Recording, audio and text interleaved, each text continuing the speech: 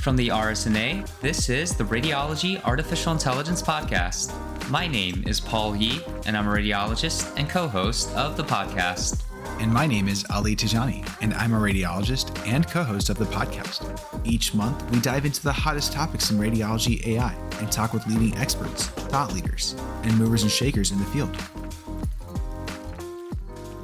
Welcome back to the Radiology AI podcast.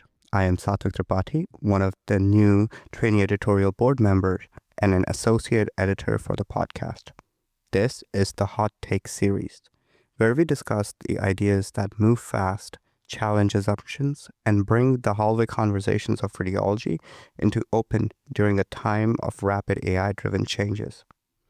Today, I'm excited to bring back a very familiar voice, Dr. Dania Daye, a leader at the intersection of artificial intelligence and interventional radiology. Dr. Daye is an associate professor of radiology at the University of Wisconsin-Madison, where she serves as the vice chair for practice transformation and the inaugural director of the Center for High-Value Imaging. Prior to joining UW in 2025, she was an associate professor of radiology at Massachusetts General Hospital and Harvard Medical School. She's also the formal and inaugural co-host of this very podcast, where she helped shape conversations at the intersection of radiology, innovation, and health system transformation. Her research focuses on the application of machine learning and advanced AI methods to help precision medicine improve the value of imaging in healthcare. Welcome back, Dania. Thanks for having me, Satvik. It's really great to be back in this podcast. Perfect. So we will dive right into this podcast with the rapid fire questions. We often talk about how AI as a tool helps radiologists read faster or more accurately. But if you zoom out a little bit, and AI is now touching triage, prioritization, reporting, follow-up recommendations. So basically the entire imaging workflow, or what we called the imaging continuum. At that point, are radiologists just image interpreters, or are you quietly becoming an AI product manager responsible for how these tools behave in real clinical practice? That's a very good question, Satvik. And I have to say, there is no doubt that AI is really transforming how we practice radiology. AI is now touching every single point in the imaging continuum. And radiologists are having to change how we are practicing. We are moving more from having to just dictate specific findings when reporting studies to actually having to manage the outputs, the AI algorithms that are in front of us and integrated into our systems. I will say, however, the role is not necessarily just an AI product manager. We do have to use these as an aid to diagnosis and really be the stewards of that output, because at the end of the day, we are the ones responsible for the report that's being generated. I will say, in a nutshell, AI is changing how we practice, but there's still the art of radiology that is not lost, and there's a need for human interaction to get the best report out for best patient care. Yes, and I absolutely agree. But to certain levels, as you mentioned, that effectively radiologists are moving towards this trend of like managing AI products in their clinical environment. And which, as you also mentioned, raises a deeper question of like, who actually owns these decisions around these tools, right? Because when a new model or new AI tool is introduced, it's usually framed as a technical or administrative decision, IT, vendor, hospital leadership for some cases. But radiologists are the ones living with the consequences every single day in the practice. So who should have the authority to deploy, adjust, or turn off an AI tool? And do radiologists actually have that power today? This really goes back to the importance of AI governance frameworks. If we take a step back, right now, each institution that deploys AI or each practice should have a very robust governance structure that will have to incorporate radiologists as the end users into that governance framework. Because at the end of the day, as you point out, radiologists are at the receiving end of a lot of these AI tools, and they have to be in the loop when the decision is being made. That decision cannot be made in a vacuum. And a number of years ago, we did publish a governance framework in radiology where we talked extensively about the people who should be represented in each governance body for AI at the institutional level. And we did make a point to specifically call out that the end users have to be incorporated in that decision making framework. Otherwise, there will be a lot of misses in terms of what's implemented, and there will be a disconnect between some of the decisions that are being made at a higher level and what's actually useful in practice. And I really want to emphasize that for an AI tool to be helpful and valuable, there needs to be input from the people who are using the tool that this is actually going to improve the workflow, not really be a burden. And we've seen a number of examples where AI tools can become a burden and really not help neither patient outcome nor efficiency, and it's a waste to implement it. Absolutely. And I think another great point to think about is how governance framework should expand beyond the deployment as well, and having some sort of feedback mechanism post deployment where we get to understand a bit more on how the practice is changing or what more additions needs to be made in terms of better application of AI in the clinical workflow. But once these tools are live, the next challenge becomes deciding whether they're truly helping care or just changing the metrics, right? So many AI success stories focus on speed, shorter turnaround times, higher throughput, more studies read per hour. We hear all of this at RSNA every year. So, from a high value imaging perspective, is speed being mistaken for value? And how do we tell the difference between efficiency and genuine better patient care? And this is a very, very important point to be made that right now, a lot of the metrics that we focus on in practice and that are being pushed out by a lot of the AI companies center around process measures. They center around efficiency, in some cases, turnaround time, and really don't focus on what I call clinical utility endpoints. And those clinical utility endpoints is where the real value of a lot of AI is. In my opinion, to really show the value of AI has to affect patient outcomes. It has to really affect margins. I mean, we have to say it as it is. Right now, a lot of institutions have razor thin margins, and it's becoming more and more difficult to support the research and education mission. And really focusing on the metrics that actually matter, that actually bring value, is where this is important. I mean, AI tools today are very expensive. Do they have the ROI to justify their cost? And I think we have to talk openly about this. We really have to talk about, is the cost justified? Are they bringing the actual value? And in my opinion, the actual value is really downstream revenue generation and, most importantly, patient outcome and patient access. And you really have to focus on, I call them the three axes of value: access, margins, and outcomes. And really focusing on these is where I think the value of AI is. And from what I see, very, very few companies focus on those because, frankly, that they are harder to measure and they're more downstream effect. But this is where the real value is. That is a great point. And, sometimes when we think about efficiency, we also tend to neglect the change in behaviors that we don't fully anticipate, as you mentioned, in downstream tasks, right? So, unlike drug or devices, AI often enters practice without clear threshold for success or failure in a lot of these downstream tasks. So, when you look at a tool, what tells you that this truly adds value versus this is just a noise? I think this is a very important distinction to make, and defining what is the noises. Right now, if we look at a lot of the analytical tools that are available that are measuring, quote unquote, the value of AI, we're practically looking at, true positives, false positives. We're looking at concordance. We're looking at radiologist engagement. I think for most of what I see on the market, these tend to be the most of the metrics that are being used today, in addition to maybe improvement in turnaround time and efficiency improvement. And these are easy to measure.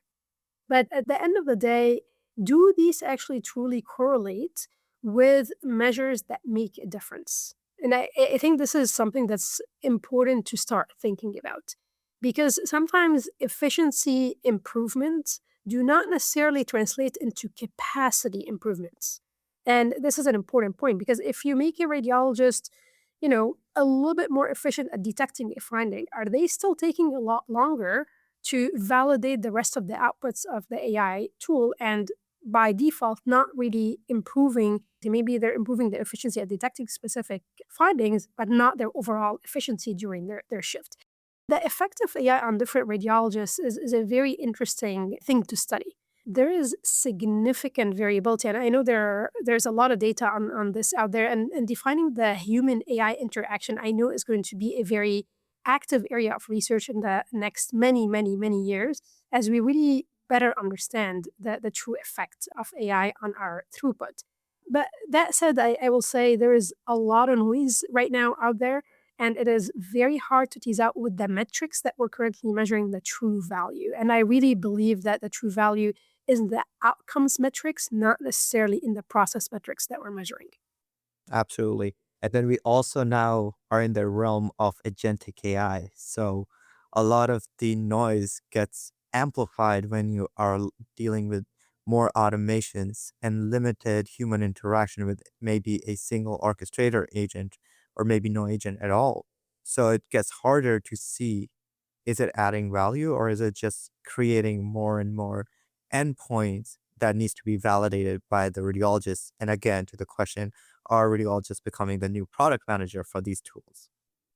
And I think agentic AI is a very interesting development in our AI tool arsenal, and time will tell which applications are going to bring the most value down the line. Exactly. I think that is a good thing to keep in mind when thinking about value is I think this is a very, very old saying, but technology should work for you and not the other way around. Right. So just having that mindset that it should make our life easier. And then speaking of some of the downstream effects, often reveals better answers and real answers, right?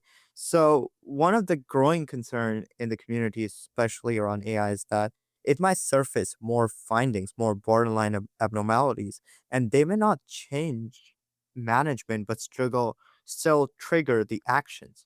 So if AI leads to more follow-up imaging, more testing, more patient anxiety, without clear outcome benefits, who should be accountable for that, like from a value standpoint?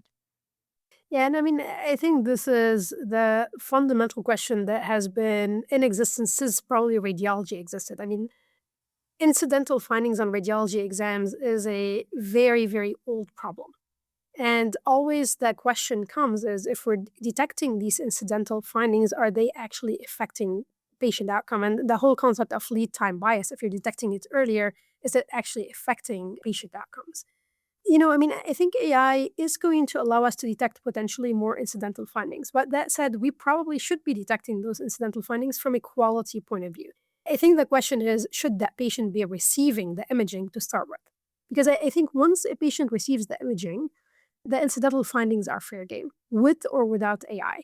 I don't think the question should be that AI is detecting a lot more incidental findings. I think the question should be, should the patient be receiving the imaging to start? We are going to be detecting more incidental findings. I think we just have to have the right infrastructure in place to make sure those are followed and to decide. And potentially, this might be an AI algorithm to develop what are the incidental findings that are worthwhile actually following up and which ones should we just drop and not follow up. And I mean, this is where AI tools with a lot more granularity than what we currently have in terms of detecting a positive or negative finding are going to become helpful down the line. Yeah. And this brings me back to old days NLP follow up recommendation, right? I think having some sort of addition to these triage tools is tools like these in place so that we can automate these tasks and actually give better quality service to patients. I think it's a good concept to keep in mind. But also, this shift in responsibility has a big implication on how we train radiologists, right? We hear human in the loop, or now we're listening human on the loop, describing as the safeguard for AI safety and quality. But does being human in the loop or on the loop feels like leadership? Or does it feel like a quality assurance for someone else's product? This is a very important question in terms of how we should start thinking about this.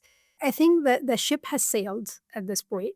AI is in every aspect of radiology. We are managing the outputs of the AI tools. We just have to think about what the radiologist role truly is in this loop that you're describing. And I will say that at the end of the day, radiologists are responsible for the actual outcome of the report that's being put out. And this is where I think there is still a little bit of art that is left in radiology, that we are ultimately responsible for what the final finding that is communicated to the clinician, how it's being communicated to the clinician. So there is a quality assurance piece. I'm not going to sugarcoat this, but also there is still an art to this that is not lost yet, where radiologists are responsible for the final outcome and the communication to the providers and to the patient, frankly, the Cures Act in terms of patients being able to see their reports. I think just I'm going to hold on to a key point here is that finding the right AI, right? And making sure we evaluate that. But going back to the evaluation point, many AI looks very impressive in validation studies or even FDA submission, but real world practice is messy. It's different population, workflows, and incentives. If you start to think like a product manager, and I think in your new role, you're kind of moving towards this trend, but like if you're thinking more as a product manager and rather than a researcher, what evidence actually convinces you as an AI tool is better keeping in this high value imaging practice ecosystem? I think this is a very common problem, is that a lot of the AI tools that are currently being marketed, they come with almost perfect AUCs and perfect metrics, and you come and implement them in your practice, and you start seeing that in practice, the numbers that we're getting do not really reflect reality, or their numbers that they initially provided do not reflect reality. And I think this is where the importance of post-deployment monitoring comes into play.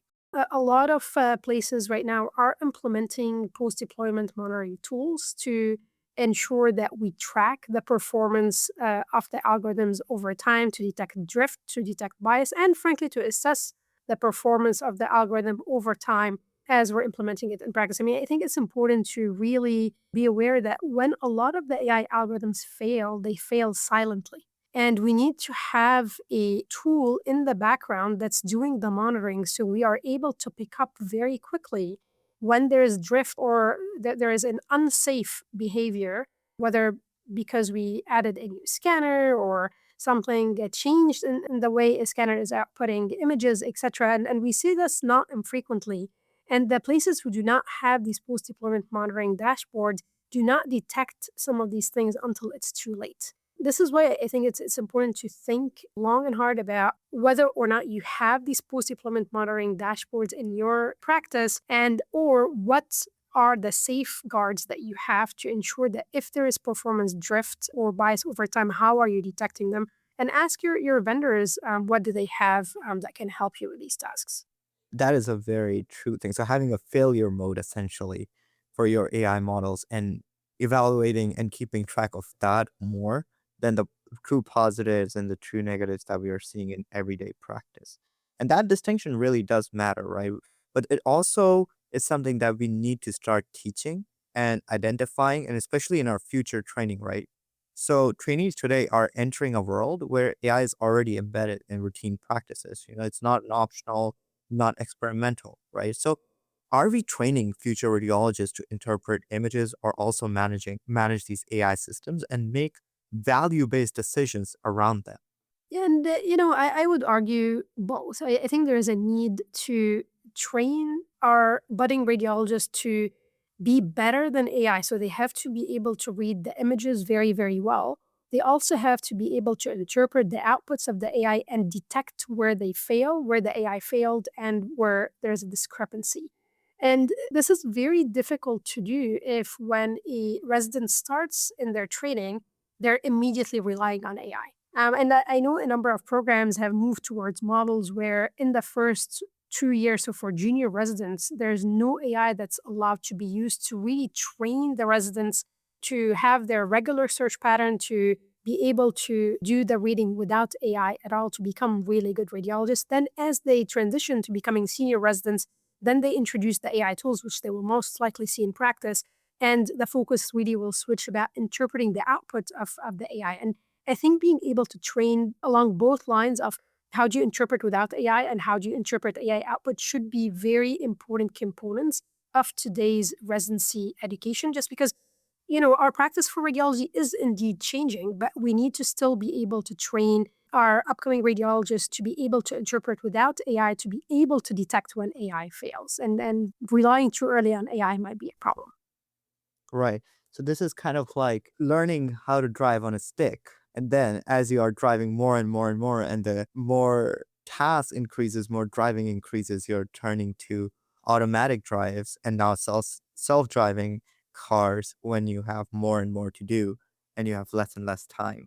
So I think that that's a very good way to put it. But as AI is becoming more capable and more integrated into our care, the boundary between human and machine roles keeps shifting back and forth, right? Is there an AI saturated future? So, what is the one human role radiologists absolutely cannot give up? I will be the first to say the radiologist role is shifting for sure. And we are redefining what it means to be a radiologist with all these AI tools. That said, I think AI is just for us the new modality. The same way we had MRI as a new modality, CT as a new modality, and we've always adjusted over the years in terms of how we handle the introduction of a new modality into our practice. There is always going to be a human role. As I pointed out, the end report that's being provided to patients and to our referring clinicians is always the product of what, as humans, we're outputting. That final report will have a little bit of the art of radiology still left into it. And I mean, we have to say that the focus is always on patient, and really it's a human role that has to keep the patient as the North Star in everything that we're doing. I think there is still going to be a human role for radiologists. And I also want to point out that beyond just generating the report, there is still a lot of roles that radiologists serve. I mean, radiologists are still the doctor's doctor. We do a lot of consultations with the referrings when they have questions. We go to tumor boards to provide expert opinions, especially on more complex cases. And these things today, AI cannot do any of them. So there's always going to be a role for radiologists, especially in these tasks that do need a human interaction to perform well and to really do the art of radiology that I don't think AI can do, and at least not today. That is perfectly put. So that brings me to this question: if down the line we're going to a care where AI is essential or kind of the state of the art, this becomes more than just an issue of advancement in technology, but a issue of equity, that every patient should be getting this best quality of care. At that point, how do you think we should be changing our training program or slightly introducing this informatics stuff into the early on training as the residents or even medical students are getting into radiology? There is no doubt that the future will be very AI driven, not only in radiology, probably in all of healthcare. And I think AI is going to be an essential component of every curriculum, from medical education to resident education. And the equity piece is very important. I mean, I'm a very big believer, and I've said this multiple times before. When we start demonstrating that AI can affect patient outcomes and lead to better patient outcomes, and there is some very preliminary data on one of the PE triage algorithms where there is some early positive signal on mortality, it's going to be very easy to start talking about incorporating some of these tools into guidelines if they're contributing to better outcomes. And when they become the standard of care, they have to be available for all patients as the standard of practice. We are not there yet, but I do foresee a future that when we start doing the right studies to define the right endpoints and the right outcomes, and having and showing effects on outcomes, will start seeing AI tools be a standard of care where we're seeing those better outcomes. I think that is a perfect note to move to our last segment, looking into the future. So, Dania, I would ask you to give me three bold predictions for next 5 to 10 years in the field of radiology and radiology AI, and three fears or cautionary signals that you see. I will say I'm very excited about the future, certainly with some caveats. I will say that over the coming years, the trend that we're seeing with foundation models is going to continue expanding. I mean, foundation models will probably become the default layer for imaging AI, displacing many of what I'm going to call the single task models. The one finding, yes or no, I think those models are going to slowly be phased out and be replaced by foundation models that can do more tasks, and really moving towards the generalist radiology AI model that has been recently described. I will also say that probably we're going to get to a point where most of the radiology reports are going to become AI first draft reports. We're seeing this in many modalities, not yet in all, but I think there will be a future where a lot of the radiology reads will become AI first, and the radiologists will be validating a lot of the reports, and it will make us a lot more efficient for sure. I will say my third prediction really is around how we're regulating a lot of this. And I know this is an evolving topic that the FDA is actively looking into as we're start to see more and more foundation models be deployed. But that one-time clearance concept will most likely have to change to a little bit more of a life cycle learning system concept for real world monitoring after deploying AI. So I'm really curious to see how the FDA will be handling the regulation around foundation models as they are deployed in practice. In terms of fears, I mean, I will say that maybe the biggest caveat is really thinking more and more about what are the endpoints that we're measuring today. I don't think we're measuring the right endpoints for the value of AI, and this is something that we need to do a little bit better as we move forward and deploy AI more or widely.